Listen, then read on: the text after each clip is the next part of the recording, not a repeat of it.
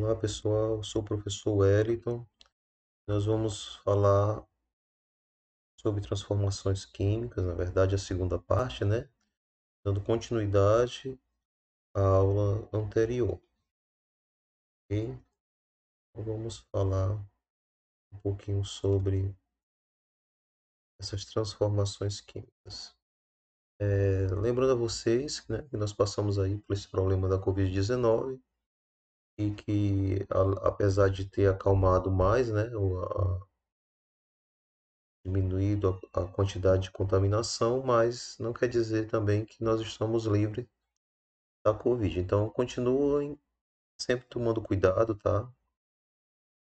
Procurando sempre estar se higienizando, se limpando, utilizando o álcool gel para diminuir a contaminação.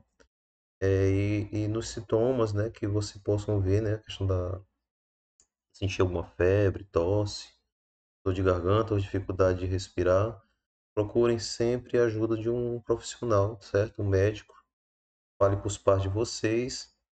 Nunca guardem nenhum tipo de problema, gente, tá? Então, é importante que vocês estejam atentos a essa situação. Apesar do número de pessoas que já se vacinaram, mas nós não podemos baixar nossa guarda e não devemos, de maneira alguma, nos deixar de cuidar de nossas vidas, tá bom? Então, vamos começar nossa aula. Vamos falar um pouquinho sobre processos exotérmicos, né? O processo exotérmico é um processo que ocorre com a liberação de calor, tá? Então, quando ocorre um tipo de reação química, tá? Em que nessa reação química ocorre a liberação de calor, esse calor é uma forma de energia, tá? Então, o que que acontece? É, Devido à reação química, há essa liberação de energia muito intensa. Alguns processos acontecem de forma lenta, você quase não percebe, mas outros você já consegue perceber bem, né? Como é o caso aí da queima da madeira, né? Nós chamamos isso de combustão, tá? Quando você vê uma reação química em que existe uma liberação de calor muito intensa, nós falamos que esse processo é um processo exotérmico, tá? Então aí o exemplo, tá? Da madeira e com ela é liberada, né? Essa reação ela é liberada na presença de oxigênio e no caso da madeira vai surgir aí o gás carbônico. Também você vai perceber a presença de água e calor, tá? Então, quando é que há uma queima, por incrível que pareça, né? Mas também há essa liberação, além do gás carbônico, né? Também você percebe a liberação de água e esse calor intenso, tá? Que é liberado. A reação química é essa daí, né? Essa reação que nós estamos vendo aqui. Esse CH está presente na madeira, tá? Que é um hidrocarboneto. Só que no caso da madeira, ele vai como outro produto, tá? Não é um hidrocarboneto simples. E o oxigênio, porque a combustão, no caso, ela só ocorre na presença de oxigênio, tá? Pelo menos a maioria delas. Liberando aí o gás carbônico, que é o CO2, que também pode ser chamado de dióxido de carbono, né? A água e calor. Existe um outro processo também chamado de processos endotérmicos. O processo endotérmico é o contrário do que ocorre no processo exotérmico. No processo exotérmico existe a liberação do calor. No endotérmico, o que ocorre é uma absorção de calor. Então, nós temos aqui um exemplo dos bloquinhos de gelo, né, que eles saem do congelador e logo logo eles começam a derreter, né, se transformar em água. Então você vai ver o que está acontecendo. Para que o gelo sólido, né, que vocês aprenderam nas aulas anteriores, para que eles possam derreter, eles têm que ser aquecidos, né? Então ele sai do congelador, que é um ambiente frio, e vai para o ambiente externo, né? Que é um ambiente quente. Então, com isso, o líquido sai do sólido para do estado sólido para o estado líquido, no caso, né? O líquido não, a água, né? a água que estava no estado sólido, ela passa para o estado líquido e aí você vai ver ela derreter, né? Então isso aí é o porquê que isso acontece. Porque o sólido, né, o gelo, a água no estado sólido, para ela poder voltar para o estado líquido, ela precisa absorver calor. Tá? Então ela vai absorver o calor do ambiente e vai começar a formar a água, né? Que a gente chama aí de derreter. Bom, um outro processo endotérmico que a gente convive é o caso da fotossíntese. O que as plantas fazem? Elas absorvem o calor, né, que no caso através da luz solar. Essa luz, ela é para que ocorra a fotossíntese, é necessário que a planta tenha aí o contato com o sol. O sol é uma espécie de energia, né, em forma de uma radiação, essa radiação luminosa, e essa luz é uma parte do calor, ele é absorvido pela planta e transformado em outros subprodutos, né? No caso aí, a planta, ela na fotossíntese, ela produz o oxigênio, né? E também produz o alimento que a planta precisa, né? Que no caso é a glicose, tá? A planta se alimenta aí de glicose. Então, isso aí, gente, é um processo também. E ok, você tem aqui uma reação química, né, que vocês também viram na aula passada, onde o reagente A, que seria o CO2, né, a água, os minerais, juntamente com a luz do sol, que vem em forma de calor, né, e a questão luminosa, né, é transformada pela planta e o produto aqui, né, que seria depois dessa reação da fotossíntese, é o oxigênio e a glicose, para que serve como alimento da planta. Então tá aqui, ó, essa aqui nós temos aqui o CO2, a água, luz, né, e produz aqui essa glicose aqui, juntamente com o oxigênio e água, tá? Novamente também, você vê que aqui, ó, a metade dessa de água que foi consumida é liberada novamente, tá? Então, essa aqui é uma reação química, pelo menos a equação geral, né, da reação química que acontece na fotossíntese. Hoje nós vamos falar também um pouquinho sobre alguns produtos fósseis, né? E o primeiro deles é o petróleo. O petróleo, ele é um fóssil, tá? Porque ele é produzido há milhões de anos, e ele é retirado do solo, tá? Algumas pessoas não entendem, mas o petróleo, você não encontra ele na forma líquida, livre, né? Você vai encontrar ele, na verdade, impregnado em rocha, como se fosse uma esponja, né? Uma rocha esponjosa.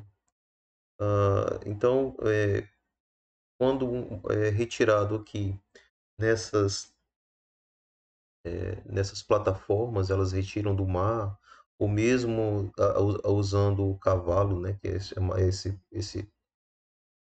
imagem aqui, né, esse cavalo, eles estão tentando, geralmente eles ficam sugando, né, fazem uma sucção do material que está impregnado na rocha, e aí ele vai e retira esse material, que é um óleo muito denso, né, escuro, e que esse material é chamado de petróleo.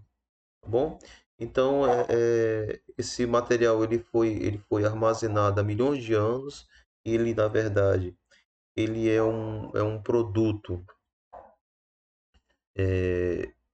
de restos, né, de animais, restos de plantas, principalmente de plantas, né, ou de algas, né, no oceano. E eles foram depositados, geralmente são depositados junto com uma camada de sal, né, principalmente no oceano. Tá bom? Então, esse material, eles geralmente estão em profundidades, principalmente no mar, né, em grandes profundidades, tá? Então, existe uma determinada despesa para poder extrair o petróleo, tá? Por isso que ele não é tão fácil, né, de ser retirado, tá bom? Então é necessário uma tecnologia para que isso aconteça.